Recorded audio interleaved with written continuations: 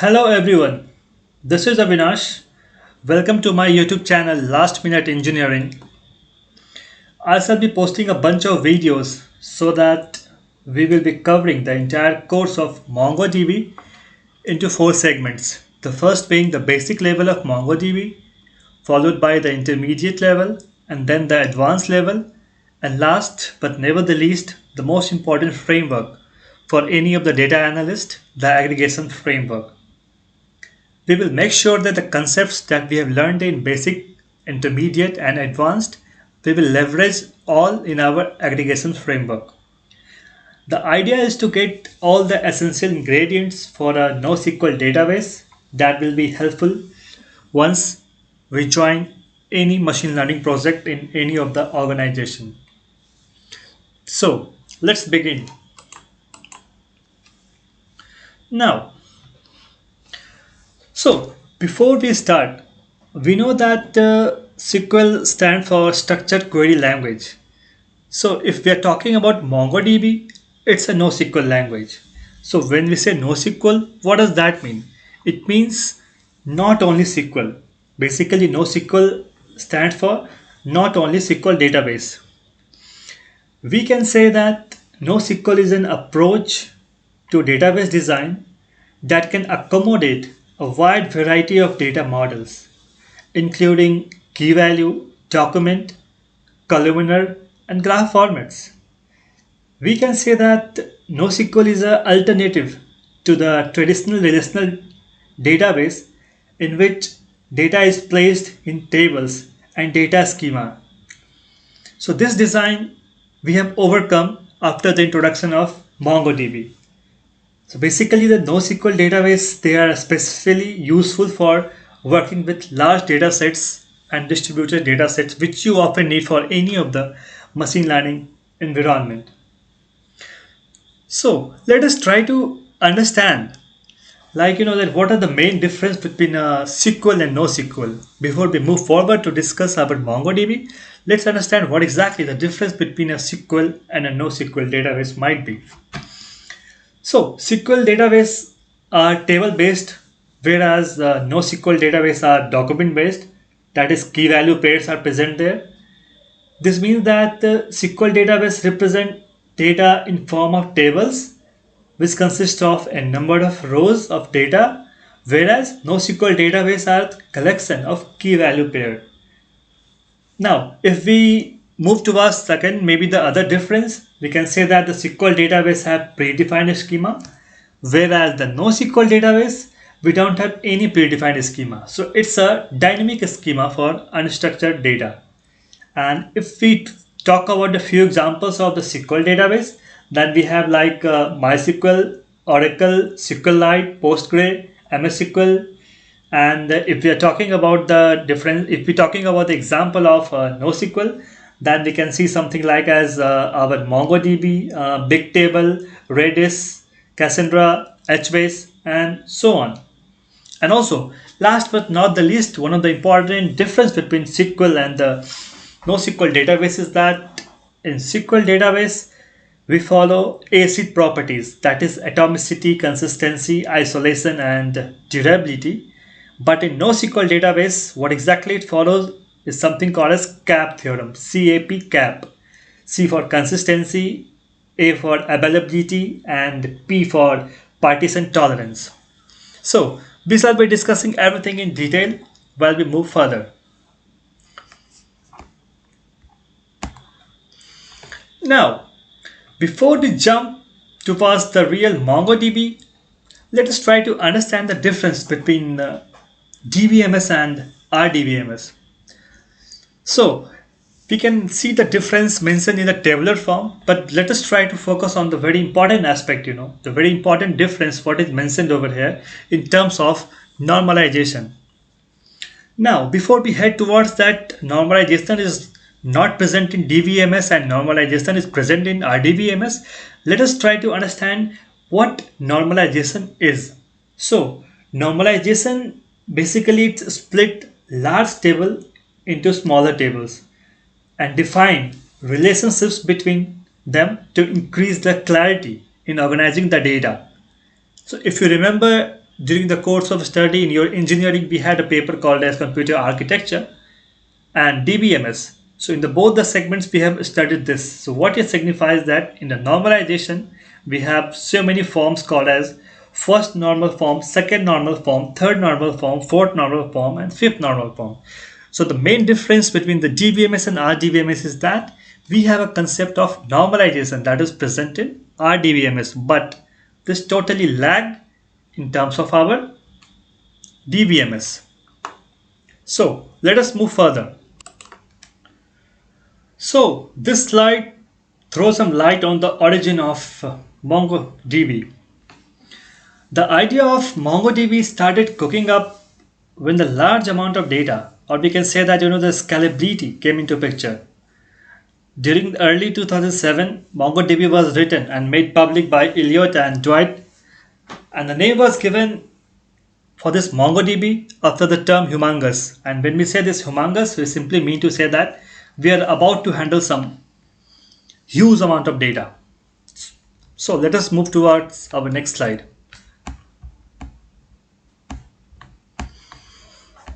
Now, before we begin with our MongoDB shell, it's pretty important that we have to have our MongoDB installed in our machine. So let me just mention few of the steps that will help us to install MongoDB so that we can run our commands in our MongoDB shell. These slides are self-explanatory, and since MongoDB shell is installed in my machine, so probably I may not want it to run it over, but still I will be sharing the slides so that you can have a look. Just go to this website and you can download the MongoDB community version from there and you can install it. And the steps are pretty simple that we will see in the next few slides.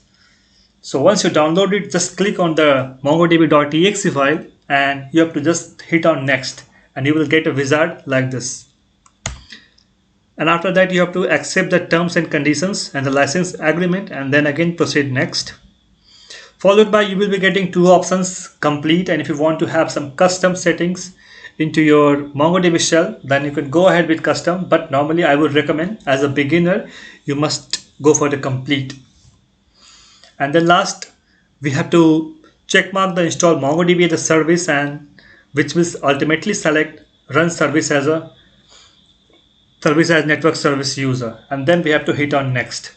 And then finally we'll get an option, something called as install, and this will initiate the installation of our MongoDB. While the installation is in progress, you will get a wizard like this. And lastly, you are done. Means your installation of MongoDB with the required version is completely done. Now, just to confirm that the installation is complete, you need to go to the folder C drive, program files, MongoDB server, your version, and /bin, and you will be seeing one executable file mongo.c. So if you hit onto it, if you click onto it, you will be directly prompted to the MongoDB shell, and the shell might look like this way, which says if you try to run a few commands, if I say db, it will list you the test db, and if I say a command called as show dbs, then it will list you the list of the current dbs what I have. But we shall be dealing with all the examples moving forward in our slides.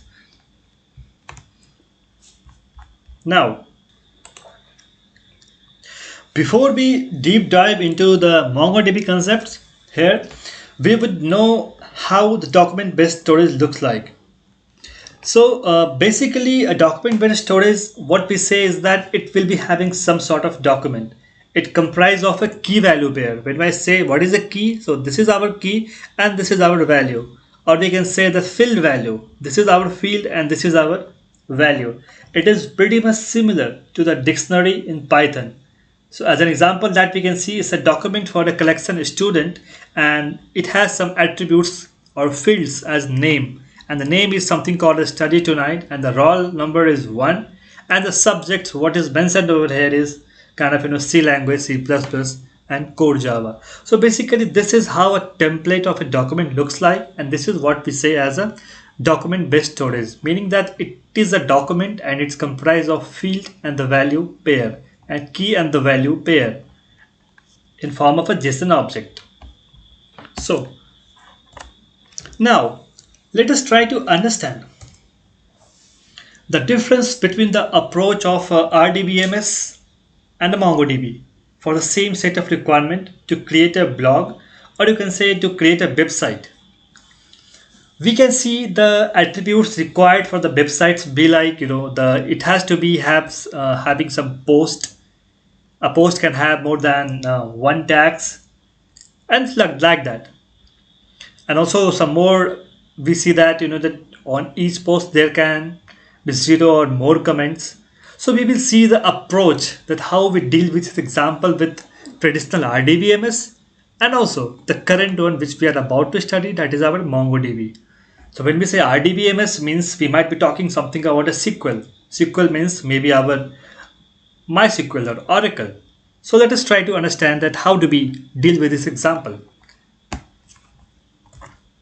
So what exactly we can see right now?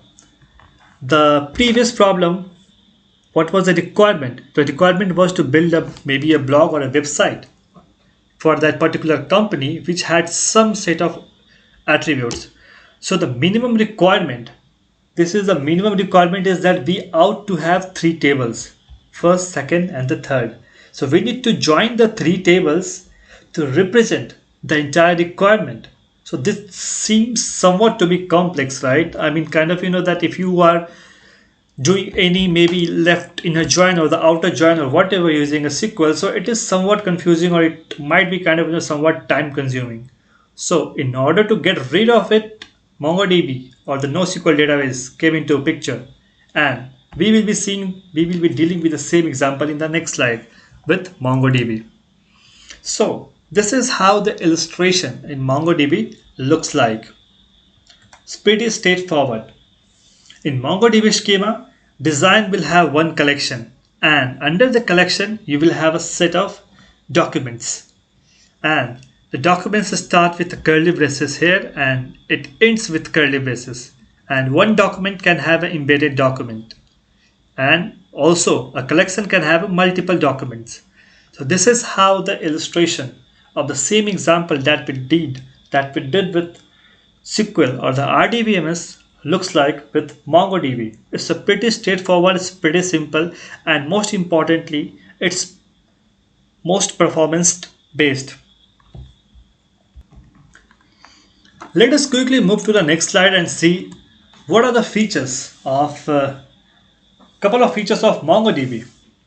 So the first one, if we deal with, or kind of, if we say that what is the important one is that each database, it contains collections, which in turn contains documents, and each document can be different with a varying number of fields.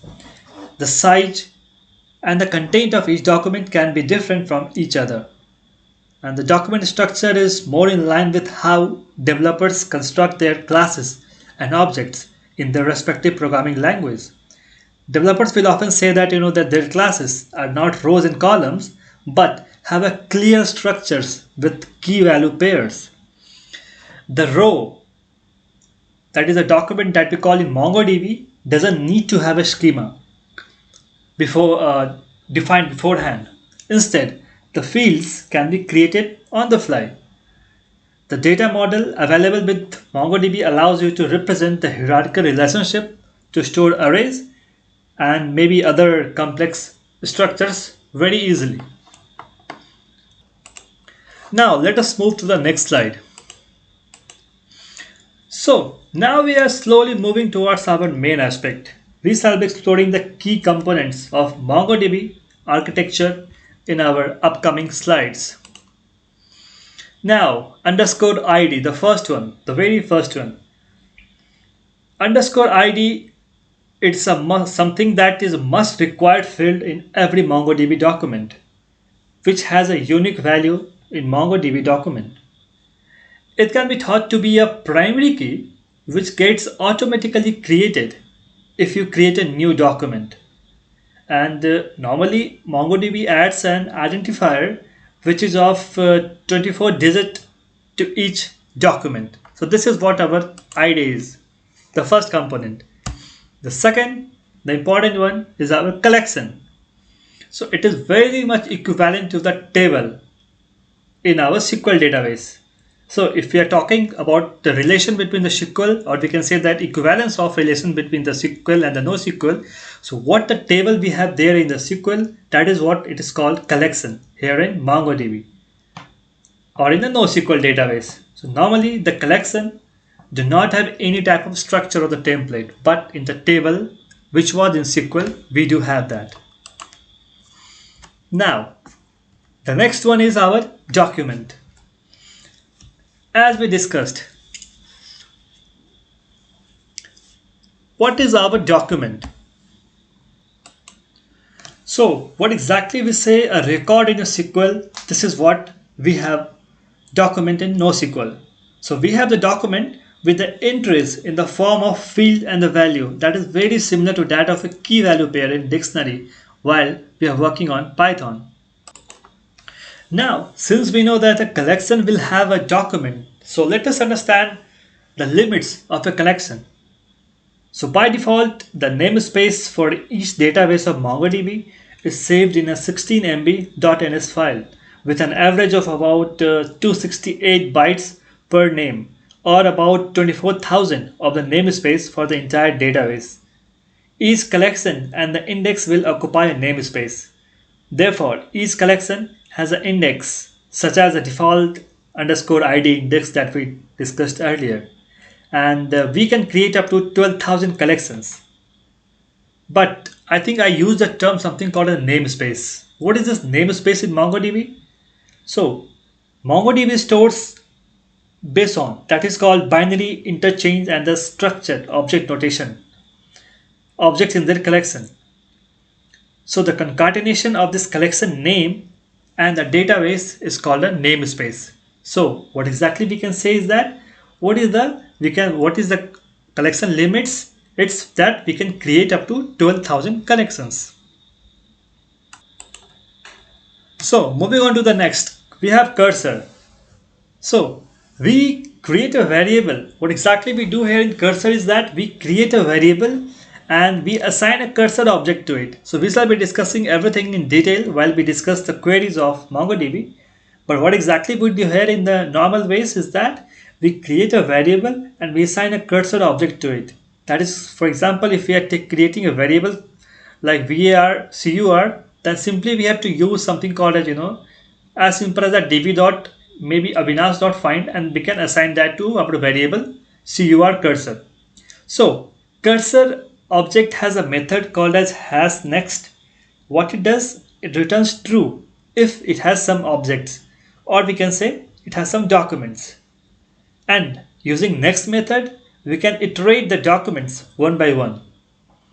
We shall discuss all these things very sooner, and then we will be totally into MongoDB.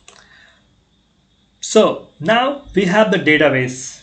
It can be thought to be like a container for the collections, meaning a collection will be present in the database. There won't be any collection if you don't have any database.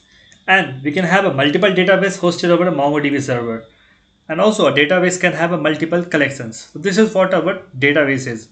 So finally what we conclude is that a database will have a collection and a collection will have a document. So database is equivalent to a database in SQL DB. In SQL and NoSQL, the databases are same. And when we talk about the collection is equivalent to the table in the SQL database. And when we talk about the document is equivalent to the records in our SQL database. Then what is equivalent to the field? So field in our NoSQL database is equivalent to the column in our SQL database. So the next is field. The key, what we have in dictionary, is very much equivalent to the fields in MongoDB. So we can clearly see in the following example that we have something called as field value, field value, field value. What does it mean? So this signifies it's a field and it's a value. Field value is pretty straightforward as that. It's a key value pair that we discuss in our dictionary. It's exactly the same as that. What we say field here in our NoSQL is very much equivalent to the column in our SQL database. So this is what we discussed under the fields. Now let us move to our next slide. These are the few of the data types that is supported under the documents. For example, you can see the first name, it's written Paul, so it's a string. And again the cell, it's a number. And then if you can see the location, we have mentioned something called as geo coordinates. And also what we can see is that field can contain an array of sub-documents. What does that mean? It means that when we have created a field called as cars and we are seeing a square bracket here, so it's clearly signify that it will not have just one entry. Rather, it will have an array of entries or the array of sub-documents. What we can see that within a field, we are having some array of documents starting from model year value and then again model year value. We can see that this curly braces start here and it ends here after comma, so meaning that we are having so many sub documents or the embedded documents in the fields. And the next component what we have is our JSON. So basically what is JSON? So it is basically a JavaScript object notation and it is the same document format that we are referring here, which normally be in our fill value or we can say in key value format. It's same as that. So let us move to our next slides. Now this is what we discussed right now. Let us summarize. So what is the difference between the MongoDB and the RDBMS, or we can say that what is the equivalent to what? It's pretty obvious that we discussed what we say in RDBMS as a table, this that we say is a collection here in MongoDB. When we say that is a row, it's a document here. When we say column in SQL database or in the RDBMS, we say it's a field. And when we talk about the joins, here we say something called as the embedded documents. But just for the information, MongoDB do not support joins that we have in SQL. But with the latest version of MongoDB, we have something important. We have one feature, something called as a $lookup that we will be discussing in our aggregation framework, that it helps us for left outer join. So let us move further. So now let us move to our next slide and we will be slowly pitching in towards our MongoDB shell. So creating a database and a collection in MongoDB. So for any of the basic operation under MongoDB, we need to create a database, and under that we ought to have a collection, and then finally the collection will have the multiple documents. So let me just show you in the MongoDB shell how the things looks like. Suppose if I want to create any of the database, let me say I want to create something called as Avinash TV or any database what you want to create. Maybe say if I can say AK, just AK. Now if I want to use this AK, it means that I have to use a command called as use AK. But since while creation of the database I have used the command as use AK, it means that though AK was not present over there, but the MongoDB has created this database for